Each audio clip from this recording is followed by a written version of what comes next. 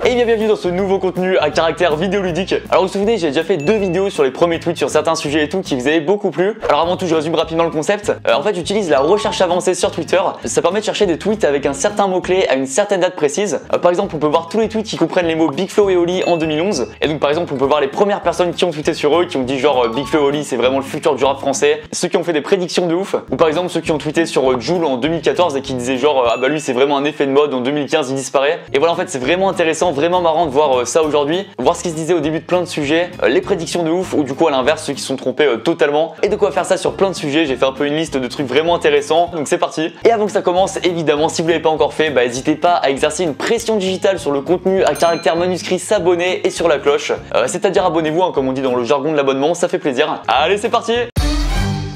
Alors à l'inverse, on va voir maintenant les personnes qui sont totalement trompées dans leurs prédictions. Et là c'est un truc vraiment incroyable qui revient tous les ans depuis des années. C'est ceux qui prédisent la fin de YouTube, comme quoi YouTube voilà c'est fini. Et donc est-ce qu'il y avait des gens qui tweetaient là-dessus? On va voir ça. Alors j'ai mon ordi juste ici, donc on va sur Twitter recherche avancée. Alors déjà rien que le 2 novembre 2015, est-ce que pour vous la fin de YouTube approche à grands pas? C'était un sondage, donc le non gagne, mais il y a quand même 37% de oui. Et donc c'est quand même énorme les gens qui pensaient que c'était la fin de YouTube en 2015. Et juste au-dessus j'avais pas vu quelqu'un qui répond à Cyprien et à Squeezie. C'est la fin de YouTube, les gars va falloir pointer au chômage. Et ça c'était il y a 5 ans, j'en suis vraiment estomaqué comme on dit dans le jargon de l'estomac. En 2014, c'est la fin de YouTube. En 2015, passe à autre chose. Et même en 2012, quelqu'un qui dit personnellement, je pense que c'est le début de la fin de YouTube. C'était il y a 8 ans et donc à cette époque-là, YouTube en plus ça commençait à vraiment prendre de l'ampleur. C'était l'époque de Diablo X9, j'étais vraiment un giga fanboy de Diablo X9 à l'époque moi. Je regardais toutes ses vidéos, je suivais même l'actu de son chien et il y a vraiment zéro van. Je regardais l'actu de son chien. Alors fin de YouTube, ok. Est-ce qu'il y avait aussi des gens qui disaient genre ok c'est devenu impossible de percer sur YouTube, tout a été fait sur YouTube? Oh bien sûr que oui. En 2013, quelqu'un qui dit franchement c'est impossible maintenant de percer sur YouTube, ça fait chier de dire ça mais quand je vois des mecs...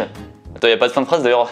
Et donc ça c'était en 2013 et évidemment depuis 2013 il y a plein de youtubeurs qui ont été connus. Et juste un dernier qui est vraiment le plus négatif possible. En 2016, arrivé à un stade où tout a été fait sur YouTube, dit dans le rap, mis en scène au cinéma, la haute couture devenue de l'art contemporain. C'est vraiment le tweet le plus négatif de l'histoire. Et en vrai là on voit ça sur Twitter, mais sûrement dans les années 80 il y avait des gens qui disaient genre ok c'est impossible de percer dans la musique, tout a été fait dans le cinéma etc.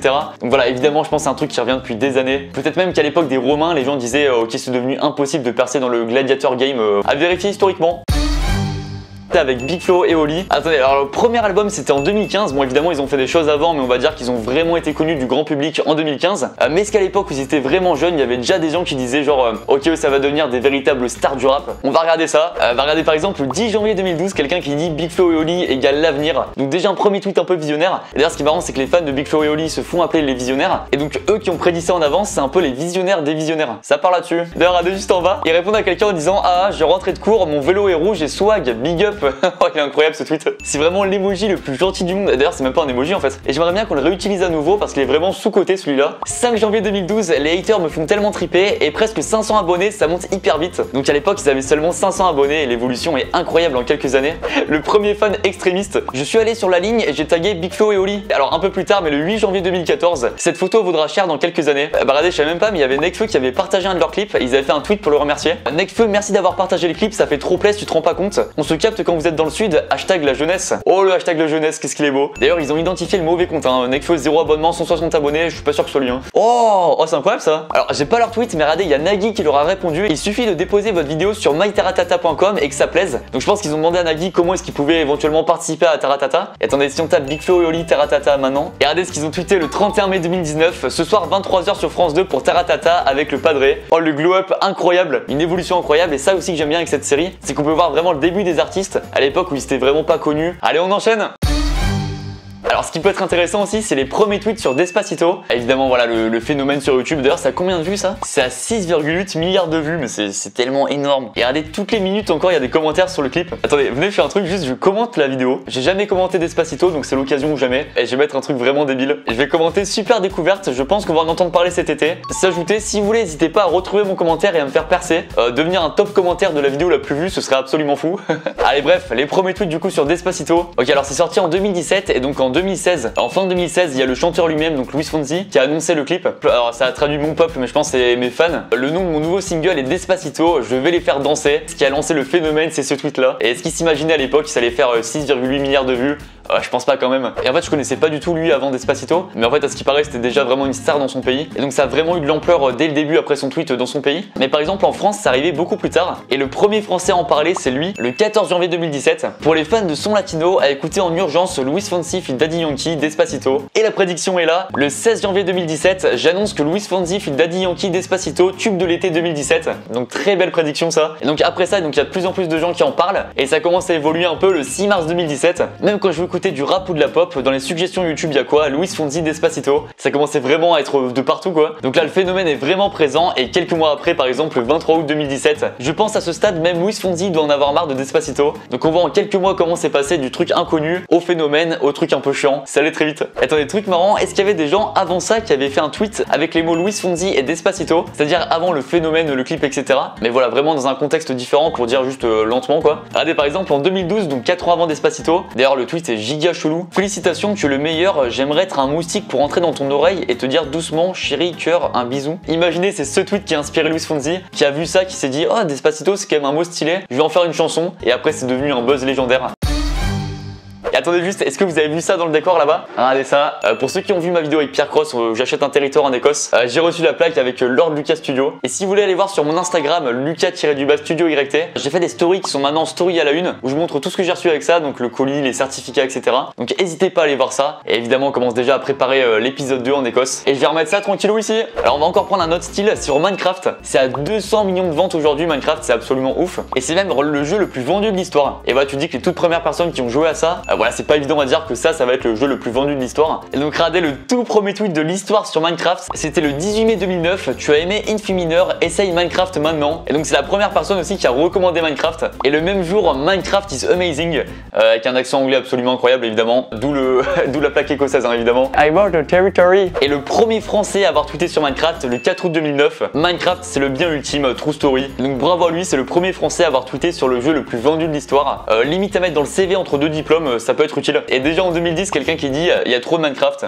J'ai retrouvé un tweet du créateur de Minecraft et le 17 juin 2010, il disait Minecraft a dépassé les 20 000 ventes. Vraiment tout content. Et bah là, quasiment 10 ans après, il a fait 10 000 fois plus de ventes. Et voilà encore une super histoire pour ce jeu-là. Et bah regardez, oui, en 2011, quelqu'un qui dit j'hésite aussi à me mettre sur Minecraft, le jeu me plaît, mais j'ai plus peur à un effet de mode. L'effet de mode Minecraft s'essouffle en 2012. Évidemment, je dis ça, mais c'est pas du tout scandaleux ou quoi d'avoir tweeté ça. Chacun a son avis, bien sûr, mais c'est juste que je trouve ça marrant de voir plusieurs années après, de voir un peu les différentes mentalités à l'époque, au début du jeu. Bon, moi aussi, bien sûr, j'ai eu une époque Minecraft. J'ai même fait à l'époque sur une ancienne chaîne YouTube des vidéos sur Minecraft. Bon, allez, un petit extrait, c'est cadeau. Aujourd'hui, on se retrouve pour la vidéo présentation du village Minecraft. Bon, allez, on enchaîne, hein, c'est parti.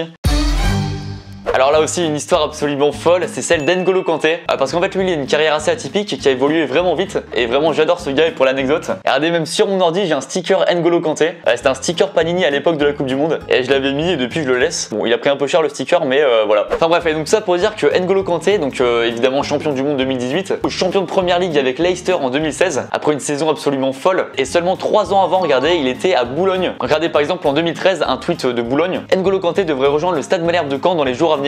Donc là il passe de Boulogne à Caen. Les réactions par rapport à ça, c'est marrant. Le 19 juin 2013, un ami avec qui j'ai joué pendant toute mon enfance et mon adolescence vient de signer au stade Malherbe de Caen. Bonne chance N'Golo Kanté. Nouvelle prédiction le 26 octobre 2013, N'Golo Kanté, vous en entendrez bientôt parler, je vous le dis, un prodige. Le 18 novembre 2014, sans mentir, N'Golo Kanté aura bientôt le niveau pour jouer en équipe de France, aura bientôt le niveau, et 4 ans plus tard il remporte la Coupe du Monde en équipe de France. Donc ça c'est vraiment trop stylé aussi. Et là on arrive à l'inverse, vers les gens qui croyaient pas en lui. Il y a un tweet en 2015, selon RMC Sport, pour N'Golo Kanté, l'OM ne devrait pas aller au-delà de 6 voire 7 millions. Il y avait des gens qui avaient répondu c'est déjà beaucoup trop, hashtag pigeon, mais next putain. Et quand on voit son niveau, évidemment c'était pas beaucoup trop, ils auraient fait une affaire absolument incroyable. Et donc on passe des tweets où il était à Boulogne, où il allait vers Caen, à seulement le 2 avril 2015. N'Golo Kanté est donc suivi par Arsenal, Southampton, Newcastle, etc. Donc vraiment par plein de grands clubs. Donc évolution hyper vite. Finalement il va à Leicester en première ligue. Donc là le monde entier commence un peu à le connaître. Et il y a même un tweet d'un anglais en 2015. Imaginez comment N'Golo Kanté sera incroyable dans 4 ans. Donc il parlait de 2019 et effectivement en 2019 il était déjà champion du monde. Il était à Chelsea. Donc effectivement c'est une bonne prédiction aussi. Et voilà, Leicester fait une saison incroyable, vraiment tout le monde s'en souvient. Et donc 3 ans après Boulogne, Caen, etc.